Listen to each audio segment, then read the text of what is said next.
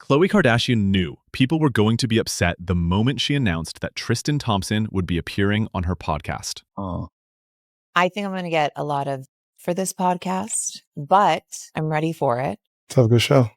Have a good show. In fact, she said as much herself. Before the conversation even got started, Khloé acknowledged that she expected criticism and that people would have opinions about her choosing to sit down with her ex after everything that's happened between them. But what's interesting is that the backlash wasn't really about the interview itself. Oh my God! Okay, it's happening. Everybody stay calm. What's the procedure, everyone? What's the procedure? Stay calm! Wait. Everybody calm down! Because after listening to the conversation, a lot of viewers came away asking a completely different question. Was this actually a discussion about co-parenting? Or was it something else entirely?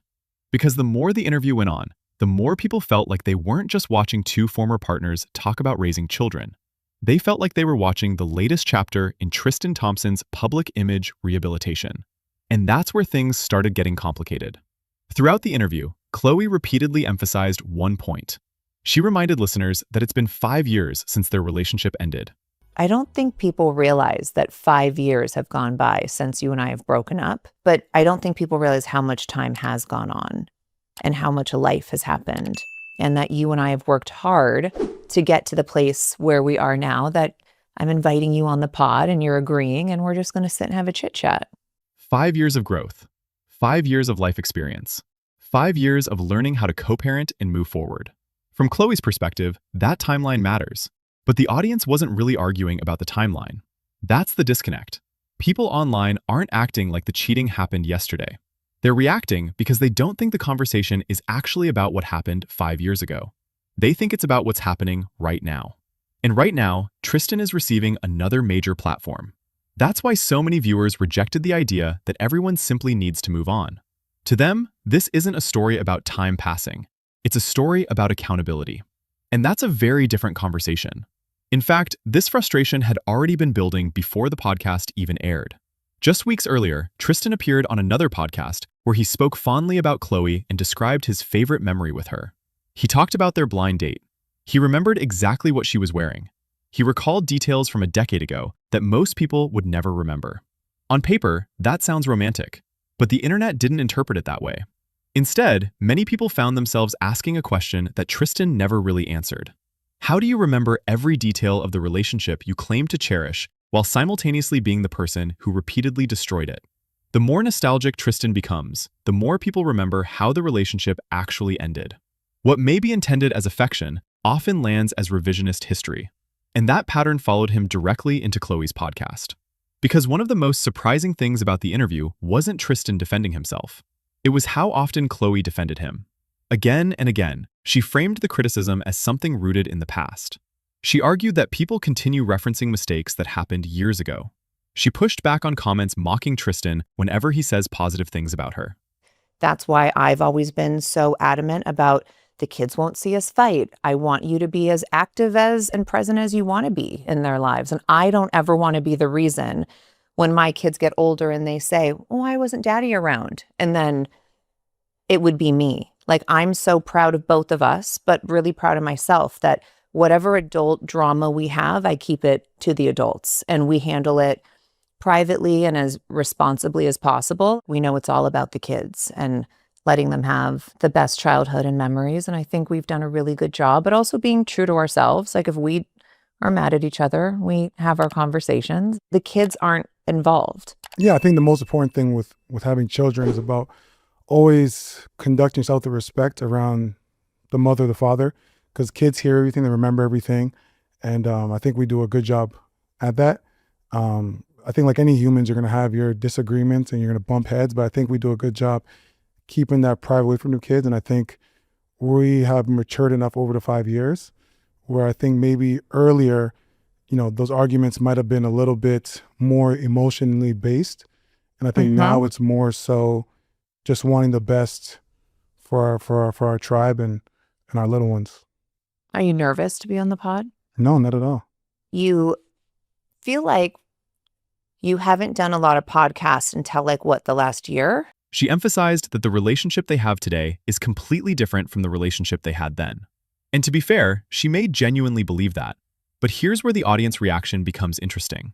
Many viewers weren't hearing growth. They were hearing protection. Every time Khloé tried to explain why she had moved forward, critics interpreted it as another attempt to soften Tristan's reputation. Whether that was her intention or not almost doesn't matter, because perception is what drives public reaction. And that's why the conversation started expanding beyond Tristan altogether. People began connecting this interview to a much larger pattern. Or so? I wasn't really for jumping on a lot of podcasts because at the time I knew what the narrative was going to shift to and what people were going to talk about.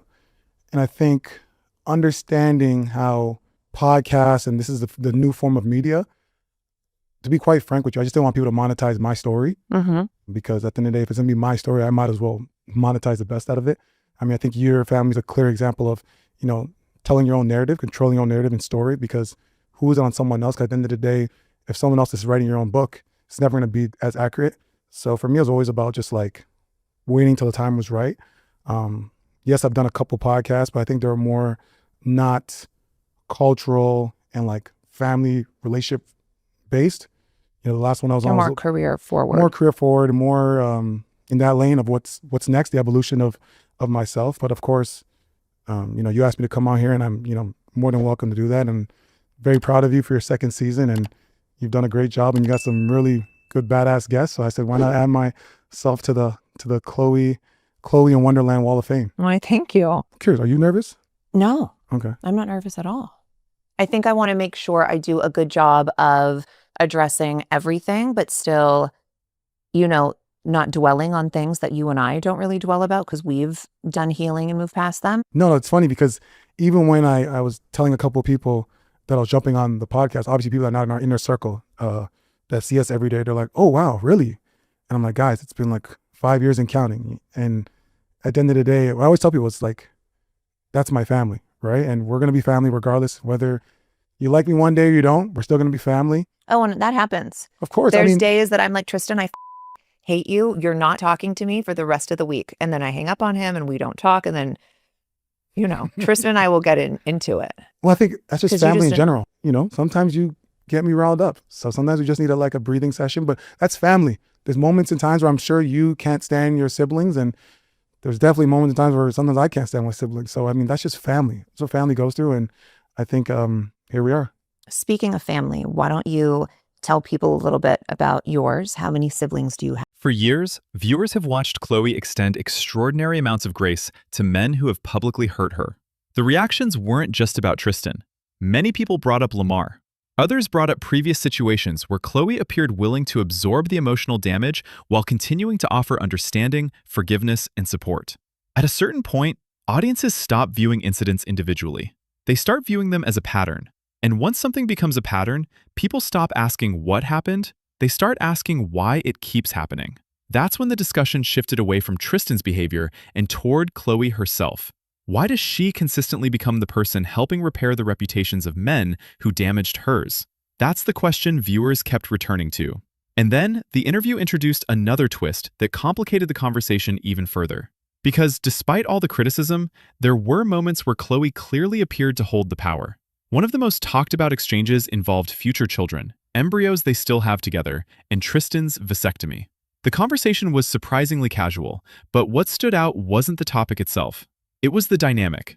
Throughout parts of the interview, Khloé corrected Tristan. She challenged him. She openly called out male entitlement. She even joked about forcing him into smarter decisions regarding future children. For many viewers, this created a strange contradiction. The woman people often describe as being too forgiving suddenly looked like the person completely in control. And Tristan didn't really push back. In fact, there were several moments where he seemed more interested in agreeing with Khloé than defending himself. Which raises another interesting possibility. Maybe the public is looking at the wrong power dynamic. Years ago, Tristan appeared to have all the leverage. Today, it arguably looks like Khloé does. Yet, despite that shift, the criticism hasn't gone away. And that's because the backlash isn't really about power. It's about trust. When Tristan spoke about respect, growth, maturity, and becoming a better person, many viewers couldn't separate those statements from the behavior that made him controversial in the first place. That's the contradiction sitting at the center of this entire interview. The person speaking most passionately about respect is also the person whose past actions caused people to question whether he understood respect at all. And until that contradiction feels resolved, audiences are likely going to remain skeptical. Which brings us to the real reason this interview became so controversial. The internet is not debating whether Khloé has healed. Most people actually believe she has. They're not debating whether co-parenting can work. Most people agree that healthy co-parenting is a good thing. What they're debating is something much more specific. Are they being asked to accept a new version of Tristan Thompson? Because those are not the same thing. Khloé seems to be telling the audience that she has moved on. The audience largely believes her. But many viewers also feel like they're being encouraged to move on with Tristan. And that's where the resistance begins. Because forgiveness is personal. Redemption is public. And while Khloé may have decided exactly where Tristan fits into her life, the public still hasn't decided where he fits into his own reputation. Which is why this conversation continues to generate such a strong reaction. Not because people are stuck in the past, but because they're still trying to figure out whether this story is about healing or rebranding. And judging by the response to this interview, that's a question people are nowhere close to agreeing on.